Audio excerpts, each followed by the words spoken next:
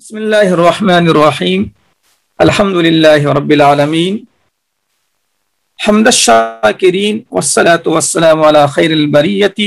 محمد وآله الطيبين الطاهرين۔ تمام تعریفیں اس اللہ کے لیے ہیں جو سارے جہاں کے پروردگار ہیں۔ حمد الشاکرین یہ مفعول مطلق ہے۔ نحمد و حمد الشاکرین، نحمد چھپا ہوا ہے، ہم شکر گزار بندوں کی طرح اللہ کی حمد و ثنا کرتے ہیں، اور درود و سلام ہو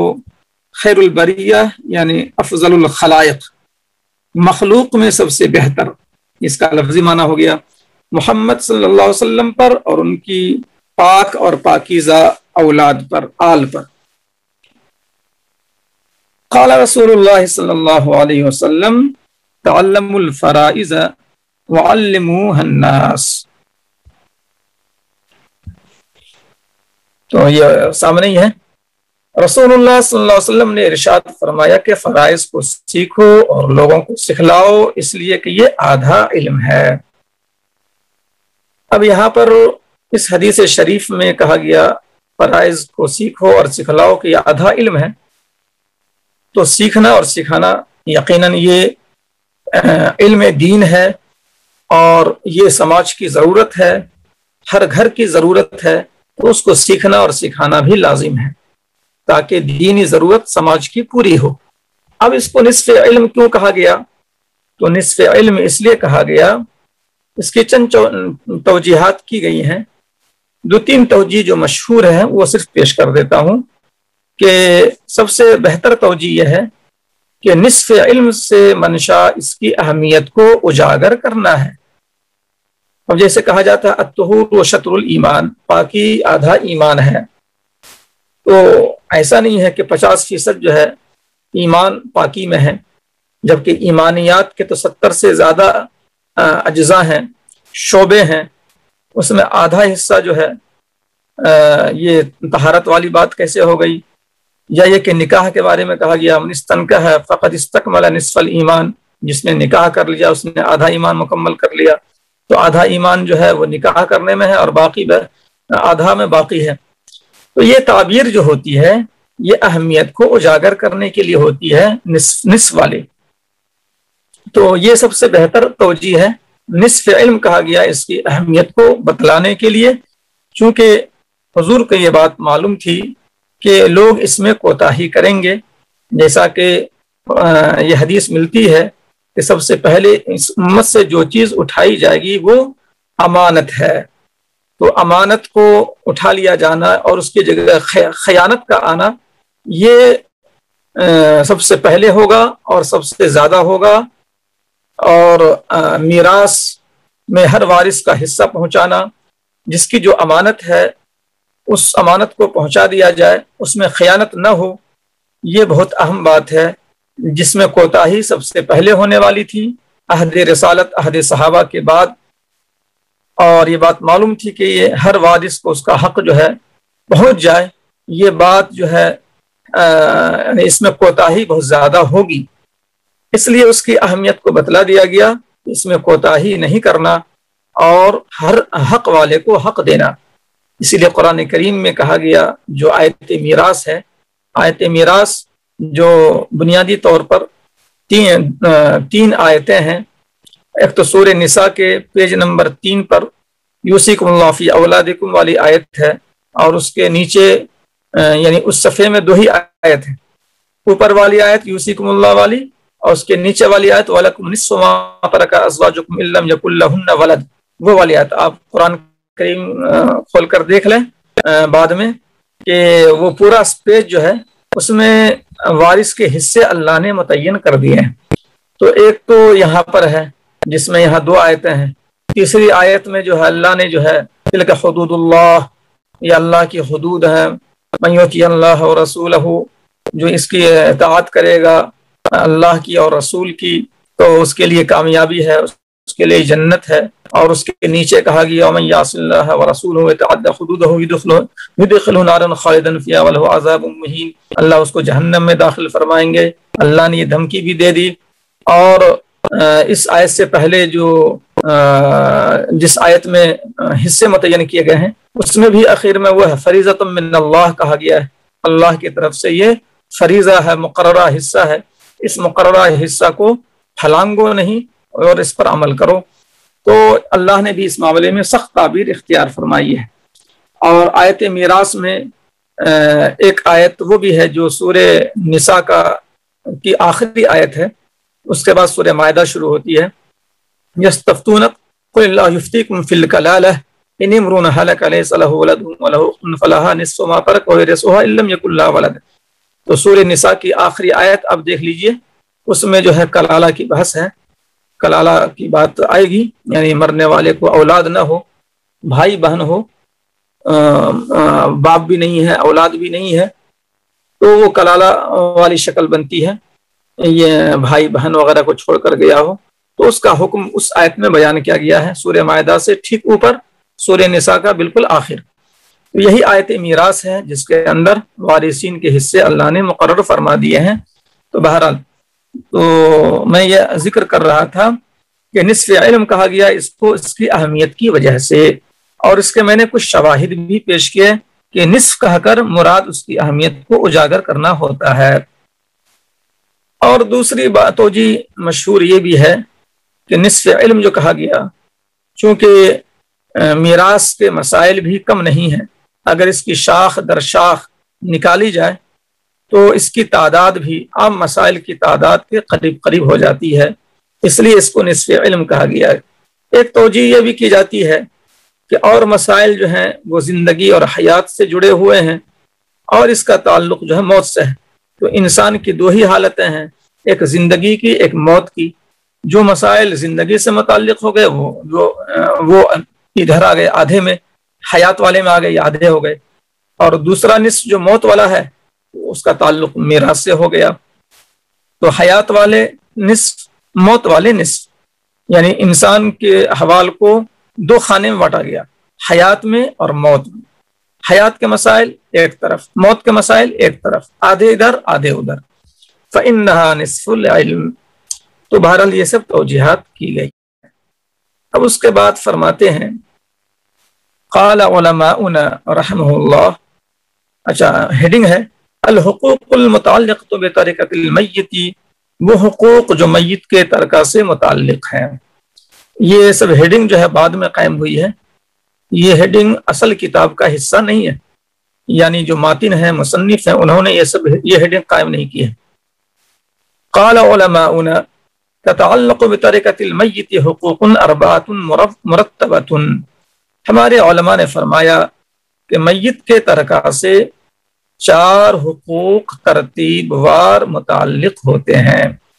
اب یہ سب بات جو ہے مشہور ہے، آپ پڑھ بھی چکے ہیں، اور جو لوگ نہیں بھی پڑھے ہیں وہ جانتے ہیں کہ میت کے ترکہ سے پہلے کفن دفن تجہیز و تکفین کا انتظام کیا جاتا ہے، اور نمبر 2 پر قرض کی ادائیگی ہوتی ہے، اور نمبر 3 پر وصیت کا تہائی مال میں نفاذ ہوتا ہے، اور چوتھے نمبر پر بقیہ مال کو وارثین کے درمیان تقسیم کرتے ہیں۔ یہی 4 حقوق میت کے ترکہ سے متعلق ہوتے ہیں، اسی کو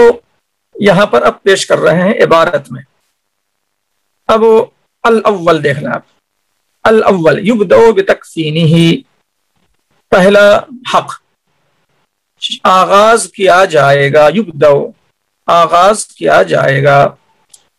بتکفینہ اس کو کفن دینے کے ذریعے، وتجہیزہ اور اس کی تجہیز میں یعنی کہ دفنانا، نماز پڑھنا، اور سارے جو ہے کفن تکفین و تجہیز میں ساری چیزیں، جہازہ یجہز کے معنی اصل میں آتے ہیں تیار کرنا، تیار کرنے کو جہازہ یجہز و تجہیز کہا جاتا ہے۔ گویا کہ میت کو تیار کیا جا رہا ہے دفنانے کے لیے، سپرد خاک کرنے کے لیے۔ تو سپرد خاک کرنے کے لیے کیا سب کرنا پڑتا ہے؟ نہلانا پڑتا ہے، جبکہ تکفین اور تجہیز، تو تکفین کے معنی کفن دینا آتا ہے، تو میت کے ساتھ خالی کفن ہی کا معاملہ نہیں ہے، پہلے اس کو نہلانے کا معاملہ ہے، پھر کفن پہنانے کا معاملہ ہے، پھر نماز جنازہ کا معاملہ ہے، پھر دفنانے کا معاملہ ہے۔ تو تجہیز کے لفظ میں یہ ساری باتیں شامل ہو گئیں، کیونکہ اس کو جہازہ یجہز و تیار کرنا، یعنی اس کو سپرد خاک کرنے کے لیے تیار کر رہے ہیں۔ تو یہ تکفین و تجہیز سے آغاز کیا جائے گا بغیر فضول خرچی اور بغیر بخالت کے، من غیر تبذیر ولا تقتیر، بذر یبذر و تبذیر کے معنی فضول خرچی کرنا، اسی سے قرآن کریم میں ہے ان المبذرین کانوا اخوان الشیاطین، فضول خرچی کرنے والے شیطان کے بھائی ہیں۔ تو فضول خرچی کرنا، تقتیر یہ اس کے معنی آتے ہیں بخالت کرنا، ضرورت کی مقدار سے بھی کم خرچ کرنا، یہ تقتیر کہلاتا ہے۔ قطر یقتر و تقتیر، مخالت کرنا اور ضرورت سے کم خرچ کرنا۔ تو مردوں کے جو 3 لباس ہیں اور عورتوں کے 5 لباس ہیں جو مسنون کفن ہے، تو اس میں مردوں کے لیے 3 سے 4-5 کر دیں کپڑے، عورتوں کے 5 سے 7-8 کر دیں کپڑے، یہ تبذیر ہے۔ مردوں کے کپڑے 3 ہیں، ایک ہی پر اکتفا کر لیا، عورتوں کے لیے 5 ہیں، ایک ہی پر اکتفا کر لیا، یہ تقتیر ہے۔ تو کپڑوں کی مقدار میں کمی بیشی یہ بھی جو ہے تبذیر و تقتیر ہے، اور اسی کے ساتھ ساتھ مانوی اعتبار سے بھی تبذیر و تقتیر کی شکل ہے کہ کفن پہنانے کے لیے مرحوم کو وہ کپڑے دیے جائیں جس طرح کے کپڑے زندگی میں وہ پہنا کرتے تھے، لیکن مرحوم کو وارثین نے سوچا کہ ایسا کپڑا پہنائیں گے جس کے زندگی میں انہوں نے کبھی نہ پہنا ہو۔ عام طور سے 100 روپے میٹر کے کپڑے پہنا کرتے تھے، لیکن وارثین نے دوسرے ملک سے منگوایا 2000 روپے میٹر والا کپڑا۔ حالانکہ کپڑے 3 ہی پہنا رہے ہیں مرد کو، لیکن 2000 روپے میٹر والا کپڑا زندگی میں کبھی سوچا بھی نہیں تھا مرحوم نے کہ ایسا کپڑا میں پہنوں گا، لیکن مرنے کے بعد ایسا جو ہے اس کے ترکہ سے پہنایا جا رہا ہے۔ تو ترکہ سے اگر اس طرح پہنایا جا رہا ہے تو یہ تبذیر میں داخل ہے، چونکہ یہ ضرورت سے زائد خرچے ہیں۔ جب 1000 میٹر والا ان کے لیے درمیانی معاملہ ہے تو یہ 100 روپے میٹر والا، تو 2000 روپے میٹر والا یہ 20 گنا زیادہ ہو گیا، تو یہ تبذیر میں داخل ہے۔ مرحوم پہنا کرتے تھے 100 روپے میٹر والا کپڑا، اور اب جو ہے وارثین کنجوسی کر رہے ہیں اور سوچ رہے ہیں کہ جب وہ مر ہی چکے تو اب کیوں خرچ کرنا، لہذا 10 روپے 15 روپے میٹر والا کپڑا جو انتہائی خراب ہو، ایسا کپڑا جو ہے پہنا رہے ہیں، تو یہ تقتیر ہے۔ تو کپڑے کی مقدار وہی ہے لیکن کیفیت کا فرق ہے، تو تبذیر و تقتیر کا تعلق دونوں سے ہو گیا، یعنی کہ کپڑوں کی مقدار میں کمی بیشی کرنا وہ بھی تبذیر و تقتیر میں آئے گا، اور کپڑے کی کیفیت اچھا اور خراب ہونا، عمدہ کوالٹی لو کوالٹی، اس اعتبار سے بھی تبذیر و تقتیر کی بات آئے گی۔ یہ تو تجہیز و تکفین کی بات ہو گئی۔ مزید تفصیلات کے لیے آپ کپڑوں کی تفصیلات کے سلسلے میں کتاب الجنائز کا مطالعہ کریں۔ یہ پہلی بات ہو گئی۔ اب اس میں ایک بات یہ ذہن میں رکھیں کہ عام طور سے ہم کہتے ہیں جب ہم فتویٰ لکھتے ہیں کہ میت کے ترکہ سے بعض لکھتے ہیں حقوق متقدمہ علی الارث کی ادائیگی کے بعد وارثین کے درمیان ترکہ کی تقسیم اس طرح ہوگی۔ تو حقوق متقدمہ علی الارث کی کوئی تعبیر اختیار کرتے ہیں، کوئی یہ تعبیر اختیار کرتے ہیں کہ اولاً میت کے ترکہ سے تجہیز و تکفین، اور مقروض ہو تو قرض کی ادائیگی، وصیت کی ہو تو تہائی مال میں وصیت کے نفاذ کے بعد بچے ہوئے مال کو وارثین میں اس طرح تقسیم کیا جائے۔ یہ تعبیرات بھی ہوتی ہیں، تو یہ تعبیرات ٹھیک ہے، مناسب ہے، اس طرح کی بات احتیاطاً لکھنی چاہیے، لیکن ایک بات یہ ذہن میں رکھیں کہ عام طور پہ وارثین جو ہیں زیادہ تر وہ ترکہ سے خرچ نہیں کرتے ہیں، خاص طور سے دیہاتوں میں ایثار کا جذبہ زیادہ ہوتا ہے اس طرح کے معاملات میں۔ تو ہر وارث چاہتا ہے کہ ہم جو ہے اپنے بڑے بزرگ والد یا دادا جو بھی ہیں مرحوم، ان کو ہم کپڑا دیں، کپڑا پہنائیں، دفنائیں۔ تو کوئی وارث اپنے پیسے سے تجہیز و تکفین کریں تو ظاہر ہے ترکہ سے اب اس کو وصول کرنے کی ضرورت نہیں ہے۔ شہروں میں بسا اوقات تکفین تجہیز میں خرچے زیادہ ہو جاتے ہیں، اس لیے بھی یہاں پر معاملہ ذرا الگ ہو جاتا ہے، 50-60 ہزار بھی کبھی خرچ ہو جاتا ہے۔ بعض شہروں میں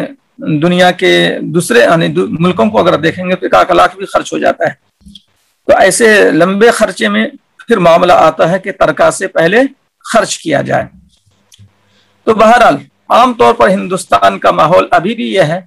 شہر میں بھی تقریباً ماحول یہ ہے، کچھ مثالوں کو چھوڑ کر، کہ بعض وارثین ہی اپنے پیسے سے تجہیز و تکفین کا کام کر دیتے ہیں۔ تو اب یہاں پر ترکہ سے تجہیز و تکفین کے خرچے نکالنے کی ضرورت نہیں ہے، یہ اصل میں آپ کے ذہن میں لانا چاہ رہا تھا۔ اب اس کے بعد دوسرے نمبر پر آتا ہے کہ تجہیز و تکفین سے اب جو مال بچ گیا، اس بچے ہوئے مال سے بچے ہوئے پورے مال، یہ جملہ ذہن میں رکھیے، تجہیز و تکفین سے بچے ہوئے پورے مال، تجہیز و تکفین سے بچے ہوئے پورے مال سے دین کی ادائیگی کی جائے گی۔ اگر تجہیز و تکفین سے 20 روپیہ بچا اور 20 روپیہ کا قرضہ بھی ہے مرحوم پر، تو 20 روپیہ مدیون نہیں دائن کو دے دیا جائے گا، اور وارثین کے لیے 1 پیسہ بھی نہیں بچے گا، اس لیے کہ دین کی ادائیگی مقدم ہے، وارثین کا حق جو ہے بعد کا معاملہ ہے۔ تو تجہیز و تکفین سے بچے ہوئے پورے اگر دین کی ادائیگی میں ختم ہو جائیں تو کوئی حرج کی بات نہیں ہے، اگر دین کی ادائیگی سے بچ جائیں اب وارثین میں تقسیم کریں گے۔ اب آپ کے ذہن میں یہ آ رہا ہوگا کہ دین اگر زیادہ ہو اور ترکہ جو ہے اس سے کم ہو، قرضہ ہے 30 روپے اور قرضہ ہے 30 روپے اور ترکہ جو ہے تجہیز و تکفین کے بعد جو بچا ہے وہ 20 روپے، تو 20 روپے جو ہیں یہ بچے ہوئے ہیں، 30 روپے قرضہ ہے، تو 20 روپے اس ایک ہی آدمی کا ہے تو اسی ایک آدمی کو 20 روپیہ دے دیا جائے گا۔ اب 10 روپیہ جو بچ گیا وہ 10 روپیہ اب وہ یا تو قیامت میں لے لے، اور اگر وارثین کو ترس آ رہا ہو اپنے مرحوم پر تو وارثین اپنے جیب سے ادا کر دیں۔ تو عام طور پر وارثین ادا کرتے ہیں لیکن کچھ وارثین ادا نہیں کرتے ہیں۔ اس دونوں مثالیں ہمارے سماج میں موجود ہیں۔ بعض علاقوں میں ایسا بھی ہوتا ہے کہ قرض دینے والے جو ہیں وہ آواز اٹھاتے ہیں کہ میرا قرضہ تھا، مرحوم نے ادا نہیں کیا، اور حالانکہ وہ ترکہ بھی چھوڑ کر جاتا ہے مرحوم، لیکن وارثین نہیں مانتے ہیں کہ کوئی ثبوت لاؤ، کوئی پروف لاؤ، تم یوں ہی دعویٰ کر رہے ہو تو ہم نہیں دیں گے، پروف اور ثبوت لاؤ گے تو ہم دیں گے۔ اب ظاہر ہے کہ گاؤں دیہات میں عام طور پر اس کا کوئی پروف نہیں ہوتا ہے، زبانی اس طرح کے لین دین ہو جاتے ہیں اور اس کو لکھا نہیں جاتا ہے، تو اس طرح سے مرحوم مر جاتا ہے اور مقروض ہو کر مرتا ہے، اور وارثین جو ہیں وہ ادا نہیں کرتے ہیں، چاہے دین چھوڑ کر گیا ہو، چاہے ترکہ چھوڑ کر گیا ہو، ادائیگی آرام سے ہو سکتی ہو دین کی، پھر بھی ادا نہیں کرتے ہیں۔ اس کی مثالیں بھی ملتی ہیں۔ تو بہرحال یہ بہت ہی میت کے لیے تباہ کن مرحلہ ہے یہ، جب وہ اپنے وارثین کو بتلا کر نہ جائے، وصیت کر کے نہ جائے کہ میرے اوپر اتنے قرضے ہیں، میں تو دنیا چھوڑ کر جا رہا ہوں، تم لوگ میرے قرضے ادا کر دینا میرے ترکہ سے، اس طرح کی وضاحت کر کے نہ جائے تو اس کی گردن قبر کے اندر پھنسی رہتی ہے اس دین میں۔ اور بہرحال وہ ایک الگ بحث ہے کہ وارثین سے جب مطالبہ ہو رہا ہے، قرض دینے والے مانگ رہے ہیں تو یہ کیوں نہیں دے رہے ہیں، کیا وارثین کا منع کرنا درست ہے، یہ ایک الگ بحث ہے، کیونکہ یہ معاملہ یہاں ثبوت کا ہے۔ تو اب ثبوت جو ہے اصول کے اعتبار ہی سے ہو سکے گا، دارالقضاء میں معاملہ جا سکتا ہے یا کچھ مفتیوں کے درمیان معاملہ جا سکتا ہے، کیونکہ قرض دینے والے مدعی ہیں، ان کو ثبوت پیش کرنا ہی پڑے گا۔ اگر ثبوت پیش نہ کر سکیں تو پھر وارثین کی بات ہی قسم کے ساتھ مانی جائے گی، وہ ایک الگ بحث ہے۔ میں نے ذیلی طور سے یہ بات کہی۔ تو اب بات یہ ہوئی کہ دین کی ادائیگی جو ہوگی وہ تجہیز و تکفین سے بچے ہوئے پورے مال سے ہوگی۔ اگر پورا کا پورا مال دین کی ادائیگی میں چلا جائے تو جانے دیں گے، وارثین کو کچھ نہیں ملے گا۔ اگر قرضہ زیادہ ہو، 30 روپے ہو اور 20 روپے چھوڑا ہو تو 20 روپے ہی اس آدمی کو دے دیں گے، 10 روپیہ اس کا معاملہ، 10 روپے اس کا گویا کہ بچ گیا۔ اب اس کا معاملہ وارثین چاہیں تو ادا کر دیں اور چاہے تو وہ آدمی قیامت میں لے لے۔ یہ تو ایک بنیادی بات ہو گئی۔ ایک بحث جو ہے مستقل باب میں آ رہی ہے کہ اگر ایک آدمی نے قرض دیا 5 روپے، ایک آدمی نے قرض دیا 15 روپے، ایک آدمی نے قرض دیا 10 روپے، مرحوم کو دیا تھا 5 روپے، 15 روپے، 10 روپے، تو جملہ ہو گیا 30 روپے، اور ترکہ میں جو بچا ہوا ہے 20 روپے، تو 20 روپے جو ہے ان تینوں آدمی کو دینا ہے، 5 والے کو بھی دینا ہے، 15 والے کو بھی دینا ہے، 10 والے کو بھی دینا ہے۔ تو کس کو کتنا دینا ہے یہ ایک مستقل باب میں آپ پڑھیں گے آگے، اس لیے اس کا جواب ابھی جاننے کی ضرورت نہیں ہے۔ ہر ایک کو دینا ہے ان کے قرض کے تناسب سے، اس تناسب کو جاننے کے لیے ہم آگے پڑھیں گے، اس کے لیے مستقل باب ہے۔ اب یہاں پر ایک 2-3 مسئلے جو ہیں یہ ذہن میں رکھ لیجئے کہ جو قرضہ حالت صحت کا ہو، اس کو غور سے سن لیں، جو قرضہ حالت صحت کا ہو اس کی ادائیگی مقدم ہوگی، جو قرضہ حالت مرض کا ہو اس کی ادائیگی مؤخر ہوگی۔ یہ بات بھی آپ چاہیں تو نوٹ کر لیں، حالت صحت کا قرضہ اس کی ادائیگی مقدم ہوگی، حالت مرض کے قرضے کی ادائیگی بعد میں ہوگی۔ بعد کا مطلب یہ ہے کہ حالت صحت کے قرضے کو ادا کرنے کے بعد بچ جائے تو حالت مرض کے قرضے ادا کیے جائیں گے۔ اور عام طور سے ترکہ اتنا ہوتا ہے عام طور پر کہ تمام قرضوں کی ادائیگی کے بعد بھی وارثین کے لیے بچ جاتا ہے۔ اگر مکان ہی چھوڑ کر گیا ہو تو مکان آج کل لاکھوں کا ہوتا ہے، 15 لاکھ 20 لاکھ کا مکان ہے، قرضہ 2-4 لاکھ ہے، تو حالت صحت کے قرضے بھی ادا ہو جاتے ہیں، حالت مرض کے قرضے بھی ادا ہو جاتے ہیں، سب ادا ہو جاتے ہیں۔ لیکن اگر بالفرض ترکہ میں اتنی گنجائش نہیں ہے کہ تمام دیون کو ادا کیا جائے تو حالت صحت کے قرضے پہلے ادا کیے جائیں گے، اب جب بچ جائیں گے تو حالت مرض کے قرضے ادا کیے جائیں گے۔ یہ بات اصولی ہمارے ذہن میں رہے۔ اور اسی سے جڑی ہوئی یہ بات ہے کہ حالت مرض کے وہ قرضے جو بالکل واضح ہوں، حالت مرض کے وہ قرضے جو بالکل واضح ہوں، جیسے کہ ہاسپٹل کا بل، عام طور سے لوگ بیمار پڑتا ہے آخر میں ہاسپٹل جاتا ہے، تو ہاسپٹل کا بل اور اس کے خرچے بالکل واضح ہیں، تو یہ بھی حالت مرض کے قرضے ہیں، لیکن اس کا حکم حالت صحت کے قرضے کی طرح ہے۔ اس طرح کے واضح قرضے جو حالت مرض ہی کے ہیں اس کو حالت صحت کے قرضے کی طرح رکھیں گے۔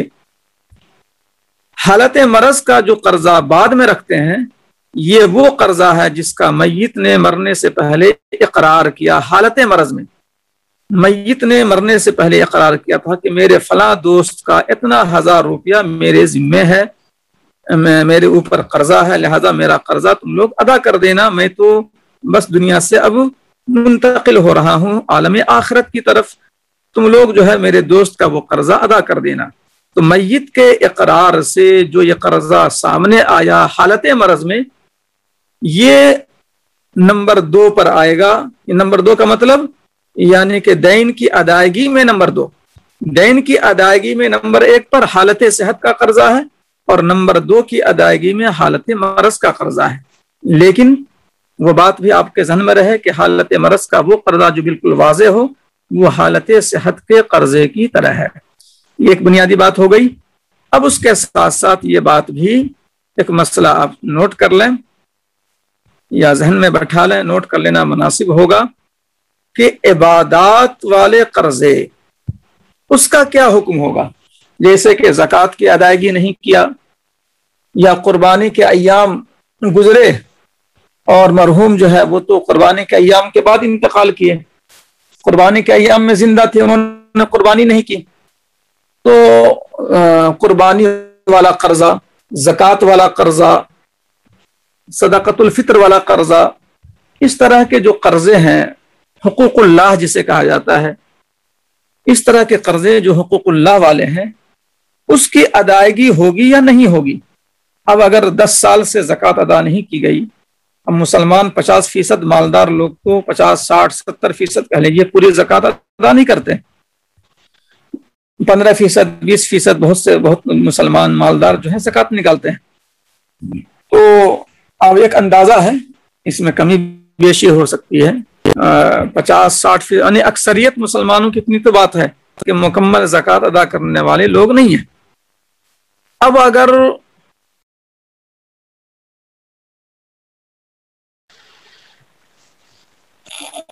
فون آ گیا تھا، ہاں، تو اب اگر جو ہے مرحوم کا انتقال ہوا اور کسی وارث کے ذہن میں یہ بات آئی کہ مرحوم کے ذمے اتنے سالوں کی زکوٰۃ ہے، اتنا صدقہ بھی ان کے ذمے تھا، نکالنا نہیں نکالے، قربانی بھی کرنی تھی نہیں کی، یہ سب قرضے حقوق اللہ کے، اب کیا کرنا، اس کو ترکہ سے ادا کرنا ہے یا نہیں کرنا ہے؟ تو اس سلسلے میں آپ ذہن میں رکھیں کہ حقوق اللہ والے قرضے، اس کی ادائیگی وارثین پر لازم حقوق اللہ کی نہیں کی، زکوٰۃ، صدقات، فدیہ، نماز وغیرہ کا یہ سب مسئلہ ہے، کوئی وارث کہہ رہا ہے کہ ترکہ سے اس کی ادائیگی کریں گے، تو اس سلسلے میں کچھ اصول ذہن میں رکھیں آپ۔ ایک تو یہ ہے کہ اگر میت نے وصیت نہ کی ہو مرنے سے پہلے، اگر میت نے وصیت نہ کی ہو مرنے سے پہلے تو وارثین پر اس کی ادائیگی لازم نہیں ہے، وارثین پر اس کی ادائیگی لازم نہیں ہے اگر وصیت نہ کی ہو۔ ایک بات ہو گئی۔ دوسری بات، اپنے باپ مرحوم پر رحم کرتے ہوئے ادائیگی کرنا ہی چاہے تو وہ اپنے حصے سے کر سکتا ہے، دوسرے کے حصے سے نہیں، اپنے حصے سے کر سکتا ہے۔ اس کا حصہ جو بھی ہے ترکہ میں وہ اس کے جیب والا ہو گیا تو اپنے جیب کے اور پیسے ملا لے، ترکہ میں جو حصہ ہے وہ بھی ملا لے، اور جو کچھ انتظام کرنا ہے کر لے، تاکہ مرحوم مکمل طور سے گردن آزاد ہو کر وہ قبر میں رہے، گردن اس کی بندھی ہوئی نہ ہو اس طرح کے قرضوں میں۔ تو کوئی وارث اگر چاہے تو ایسا کر سکتا ہے، لیکن یہ اس کا ذاتی معاملہ ہوگا، ترکے سے ادائیگی نہیں ہوگی اگر وارثین اس پر رضامند نہ ہو۔ دوسری بات، اگر تمام وارثین بالغ ہوں، نمبر 2، تمام وارثین بالغ ہوں اور سب کی رضامندی ہو کہ مرحوم باپ پر جتنے قرضے اللہ کے حقوق کے ہیں وہ ادا کیے جائیں، پھر بچے گا تو بانٹ لیں گے۔ تو اب بالغ وارثین جب خود تیار ہیں تو اب کوئی مضائقہ نہیں ہے۔ اگر وارثین سب بالغ ہیں اور سب تیار ہیں تو اب ادائیگی میں کوئی مضائقہ نہیں ہے۔ یہ ایسے ہی ہے جیسے کہ کوئی وارثین اپنی رضامندی سے مرحوم کے لیے کھانا کھلاتے ہیں، مرحوم کے لیے ایصال ثواب کے لیے صدقہ کرتے ہیں، اسی طرح سے یہ بھی درست ہوگا کہ مرحوم کے حقوق اللہ والے قرضوں کی ادائیگی اپنی مرضی سے آپسی رضامندی سے کر لیں، کوئی حرج کی بات نہیں ہے، چاہے پورا ترکہ اس میں چل جائے۔ 2 بات ہو گئی۔ تیسری بات، مرحوم نے وصیت کی تھی، یہ دونوں شکلیں جو پیش کی گئی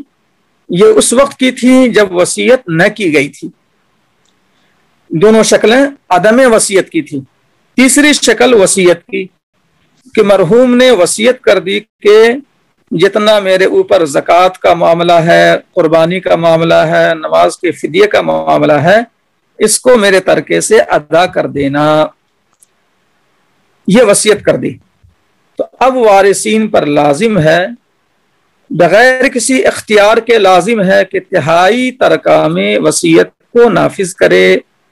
تہائی ترکہ میں وصیت کو نافذ کرے۔ اب اس تہائی میں جتنا ادا ہو سکے ادا ہو سکے، باقی جو بچ گیا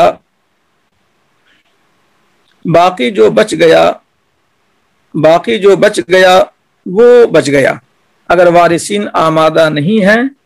اگر وارثین آمادہ نہیں ہے تہائی سے زیادہ میں، تو تہائی تک میں تو رضامندی وارثین کی نہیں چلے گی، تہائی میں وصیت کو نافذ کرنا واجب ہے، وارثین کی رضامندی نہیں دیکھی جائے گی۔ اب اگر ادائیگی ہو گئی تہائی میں تو بہت اچھی بات ہے، اور اگر ادائیگی مکمل نہیں ہو سکی، کچھ قرضے اللہ کے باقی رہ گئے، تو اب دوسرے وارثین راضی نہیں ہیں، بعض وارث بالغ راضی ہیں، تو جو راضی ہیں وہ اپنے حصے سے کر لے، اپنے حصے سے جو ترکہ میں ہے، اپنے حصے سے جو جیب میں ہے، جو بینک میں ہے، جو ہے اس کی اپنی ذاتی ملکیت، اس میں سے چاہے تو کر لے، اس میں کوئی روک نہیں سکتا۔ کوئی اپنی خوشی سے اپنے مرحوم باپ کے قرضوں کو ادا کر رہا ہے تو اس میں کوئی مضائقہ نہیں ہے، بہت اچھی بات ہے۔ تو تیسرے نمبر پر کیا بات آئی کہ تہائی ترکے میں وصیت نافذ کی جائے گی، چاہے وارثین چاہیں یا نہ چاہیں۔ اب اگر ادائیگی ہو گئی مکمل قرضوں کی، بہت اچھی بات ہے۔ اگر تہائی میں پوری ادائیگی نہ ہو سکی تو پھر اب اس کے بعد